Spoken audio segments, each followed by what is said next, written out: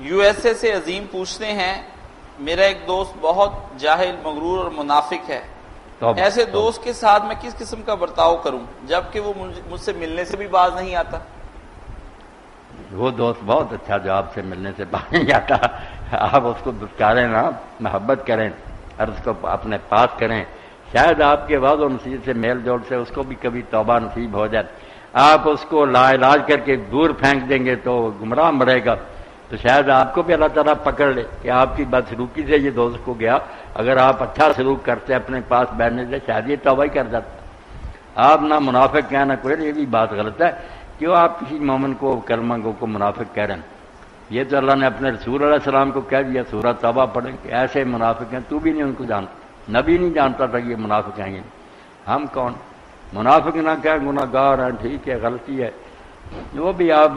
قاضی بن کر نا کرسی عدالت بیٹھ کر فیصلے نہ کرتے رہا کہ یہ فلاں فلاں، اپنے اس بھائی کے لیے اللہ سے دعا کریں کہ اللہ اسے ہدایت دے، اس کے لیے اچھی دعا کریں۔ اور دعا کے بارے میں ایک بات یاد آ گئی، آپ صاحب میرے بھائی نے سن رہے ہیں، اللہ کے رسول نے کیسی بات کہی کہ جو آدمی اپنے لیے دعا نہیں کرتا، جب دعا کرتا سب کلمہ گوں کے لیے یا اپنے کسی بھائی کے لیے اس کی غیر موجودگی میں کر رہا، تو اللہ ایک فرشتہ اس کے ساتھ کھڑا کر دیتا ہے جو کہتا ہے کہ اس کے لیے بھی اور جو تو نے اس کے لیے مانگا 10 گنا تیرے لیے۔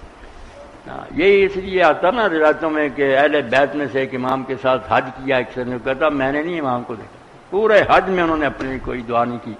مسلمانوں کے لیے کری۔ میں نے جب عرفات میں سورج غروب ہونے کے وقت کہا آپ لوگوں کے لیے مانگ کریں،